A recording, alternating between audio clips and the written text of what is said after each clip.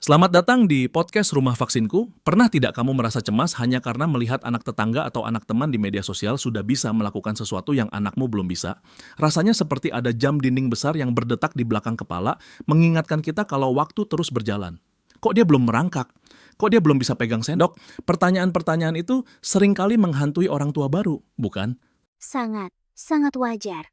Itu fenomena klasik di era modern ini. Kita hidup di zaman di mana perbandingan itu ada di ujung jari. Tapi ironisnya, semakin banyak informasi yang kita punya, seringkali kita justru semakin bingung membedakan mana yang namanya variasi normal dan mana yang benar-benar tanda bahaya atau red flag. Padahal, memahami peta jalan fisik anak ini bukan sekadar tentang perlombaan siapa cepat dia dapat. Betul sekali. Rasanya seperti kita sedang membaca peta tapi tidak tahu arah mata anginnya. Nah, hari ini kita akan mencoba menenangkan kecemasan itu dengan fakta dan logika. Kita akan membedah apa sebenarnya yang dimaksud dengan milestone motorik dan kapan kita harus benar-benar khawatir. Mari kita mulai dari dasar dulu. Sebenarnya, seberapa kaku sih jadwal perkembangan motorik ini? Apakah kalau telat seminggu saja kita harus panik? Tentu tidak. Bayangkan perkembangan anak itu seperti rute perjalanan kereta api. Ada stasiun-stasiun utama yang harus dilewati. Itu yang kita sebut milestone. Tapi, jam kedatangan keretanya bisa berbeda-beda tergantung kondisi rel dan mesin si anak. Milestone itu bukan tenggat waktu mati atau deadline pekerjaan kantor. Itu adalah rentang waktu atau window of opportunity. Misalnya, anak berjalan itu rentangnya luas sekali. Bisa dari usia 9 bulan sampai 18 bulan. Jadi kalau anakmu belum jalan di usia 12 bulan, itu belum tentu masalah. Menarik. Jadi ada jendela waktu. Tapi tentu ada urutannya kan? Kita tidak mungkin berharap anak lari sebelum dia bisa berdiri. Tepat sekali. Hukum alamnya adalah perkembangan motorik itu berjalan dari kepala ke kaki dan dari tengah ke samping. Ini prinsip biologis yang fundamental. Bayi harus bisa mengontrol lehernya dulu mengangkat kepala sebelum dia bisa mengontrol punggungnya untuk duduk, dan dia harus kuat di otot inti atau core muscle sebelum dia bisa mengontrol kakinya untuk berjalan. Jadi kalau ada orang tua yang memaksa anaknya belajar jalan padahal lehernya saja belum tegak saat tummy time, itu seperti membangun atap sebelum pondasinya jadi. Metafora yang bagus, membangun rumah. Pondasi dulu, baru atap. Nah, bicara soal pondasi, seringkali ada perdebatan soal merangkak. Ada yang bilang merangkak itu tidak penting, bisa langsung jalan. Ada yang bilang kalau tidak merangkak nanti bermasalah di sekolah. Bagaimana pandanganmu soal ini? Ini topik yang selalu hangat. Secara medis, memang ada beberapa anak yang skip fase merangkak dan langsung jalan, dan mereka tumbuh baik-baik saja. Tapi, kalau kita lihat dari sisi neuroscience atau perkembangan otak, merangkak itu fase yang sangat mewah. Saat bayi merangkak dengan posisi cross lateral tangan kanan maju, kaki kiri maju itu otak kiri dan otak kanan sedang berjabat tangan. Mereka membangun jembatan komunikasi yang sangat intens. Jadi bukan cuma soal otot ya, ini soal otak. Betul. Ini soal koordinasi, spasial, dan pemetaan visual. Anak belajar kedalaman ruang saat merangkak. Oh, meja itu jauh, karpet ini dekat. Jadi, meskipun bukan syarat mutlak untuk bisa jalan, merangkak memberikan bonus besar bagi perkembangan kognitif. Jadi kalau ditanya penting atau tidak, sangat bermanfaat. Tapi kalau anakmu melewatinya, bukan berarti dia gagal, hanya saja dia mengambil rute yang berbeda. Oke, itu soal motorik kasar atau gerakan besar. Bagaimana dengan motorik halus? Seringkali kita terlalu fokus pada kapan jalan, sampai lupa memperhatikan jari-jari mungil itu. Motorik halus. Ini sering dianaktirikan. Padahal, ini kunci kemandirian masa depan. Motorik kasar itu soal berpindah tempat. Tapi motorik halus itu soal berinteraksi dengan dunia. Mulai dari bayi menggenggam jari kita, lalu memukul mainan, sampai puncaknya adalah pincher grasp, atau menjepit benda kecil menggunakan ibu jari dan telunjuk. Seperti saat mengambil remah makanan di lantai ya. Persis. Itu momen eureka bagi bayi. Saat mereka bisa melakukan pincher grasp, dunia berubah. Mereka sadar bahwa mereka punya alat presisi di ujung tangan mereka. Ini adalah cikal bakal memegang pensil, mengancingkan baju, bahkan makan sendiri. Kalau motorik kasar memberi mereka kebebasan bergerak, motorik halus memberi mereka otonomi untuk melakukan sesuatu. Luar biasa. Sekarang mari kita masuk ke zona yang agak serius dan sering membuat orang tua tidak bisa tidur. Red flags, tanda bahaya. Apa yang harus benar-benar kita waspadai? Kapan kita harus berhenti menunggu dan mulai mencari bantuan profesional? Ini bagian krusial. Kuncinya ada pada pola, bukan hanya keterlambatan tunggal. Red flag yang paling jelas pertama adalah regresi atau kemunduran. Misalnya, anak sudah bisa duduk tegak dengan stabil. Tiba-tiba seminggu kemudian dia tidak bisa lagi. Dia kehilangan kemampuan itu. Itu tanda lampu merah menyala terang. Kemampuan yang sudah didapat tidak boleh hilang begitu saja, tanpa alasan medis yang jelas seperti sakit parah. Itu menakutkan. Jadi kehilangan kemampuan adalah tanda utama. Apalagi? Yang kedua adalah asimetri. Perhatikan baik-baik. Apakah bayi hanya menggunakan satu sisi tubuhnya saja? Misalnya, dia hanya menendang dengan kaki kanan, sementara kaki kiri diam saja, atau dia merangkak tapi menyeret satu sisi tubuh. Di usia bayi, belum ada yang namanya kidal atau dominan kanan. Harusnya seimbang. Jika ada preferensi sisi tubuh yang sangat kuat di bawah usia 18 bulan atau 2 tahun, itu bisa mengindikasikan masalah pada saraf atau tonus otot. Asimetri dan regresi.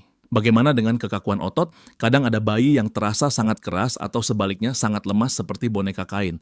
Benar, kita menyebutnya hipertonus, terlalu kaku, dan hipotonus, terlalu lembek. Bayi yang hipertonus mungkin terlihat kuat karena kakinya lurus terus dan susah ditekuk. Padahal itu bukan kuat, itu kaku. Sebaliknya, bayi yang hipotonus saat digendong rasanya seperti mau melosot terus. Ini berkaitan dengan sistem saraf pusat. Tapi ingat, jangan diagnosa sendiri. Kalau merasa kok mengganti popoknya susah sekali karena kakinya kaku, itu saatnya konsultasi ke dokter anak atau fisioterapis. Lalu bagaimana dengan keterlambatan waktu? Tadi kamu bilang ada rentang waktu, tapi pasti ada batas toleransinya kan? Tentu, kita pakai aturan umum. Jika anak belum bisa mengontrol kepala di usia 4 bulan, belum bisa duduk sendiri di usia 9 bulan, atau belum berjalan sama sekali di usia 18 bulan, itu adalah tanda peringatan. Bukan vonis, tapi peringatan untuk segera diperiksa. Lebih baik kita periksa dan ternyata hanya lambat sedikit, daripada kita abai, dan ternyata ada masalah yang butuh intervensi dini. Karena dalam dunia tumbuh kembang, intervensi dini adalah emas. Intervensi dini adalah emas. Saya suka kalimat itu. Tapi begini, di zaman sekarang, gaya hidup kita berubah. Banyak alat bantu bayi dijual di pasaran. Baby walker, bouncer, ayunan otomatis. Apakah alat-alat ini membantu atau justru menghambat? Ini pertanyaan filosofis yang berbenturan dengan kenyamanan orang tua. Kita menyebut fenomena ini sebagai container baby syndrome. Bayi terlalu banyak ditaruh di dalam wadah, di car seat, di stroller, di bouncer. Akibatnya apa? Kesempatan mereka untuk bergerak bebas, berguling, dan memperkuat otot inti jadi berkurang drastis. Jadi niatnya mempermudah orang tua, tapi malah membatasi gerak bayi. Betul. Dan soal baby walker. Ini kontroversial tapi faktanya jelas. Banyak negara sudah melarang atau sangat tidak menyarankan penggunaannya. Baby walker memberikan ilusi bahwa anak bisa berjalan, padahal mereka hanya meluncur. Otot yang dipakai pun salah, mereka cenderung jinjit, yang justru memperburuk pola jalan nantinya. Plus, risiko kecelakaannya tinggi. Lantai terbaik untuk bayi adalah lantai, matras yang aman. Biarkan mereka bergulat dengan gravitasi. Itu gym terbaik mereka. Back to basics ya, lantai adalah teman terbaik. Tapi apakah ada faktor psikologis atau lingkungan lain yang membuat anak zaman sekarang mungkin mengalami keterlambatan motorik dibanding zaman dulu? Tentu, selain faktor wadah tadi, faktor interaksi juga penting. Motivasi bayi untuk bergerak itu biasanya karena rasa ingin tahu. Dia melihat mainan berwarna cerah di ujung sana, dia ingin meraihnya. Kalau semua mainan sudah disodorkan ke tangannya, atau dia hanya didudukkan di depan layar tablet yang pasif, motivasi untuk bergerak dan mengeksplorasi ruang jadi hilang. Gerakan motorik itu didorong oleh keinginan otak untuk tahu. Kalau rasa ingin tahunya dimatikan oleh kemudahan instan, geraknya pun jadi malas. Itu poin yang sangat dalam. Jadi motorik bukan cuma soal fisik, tapi soal hasrat untuk mengeksplorasi dunia.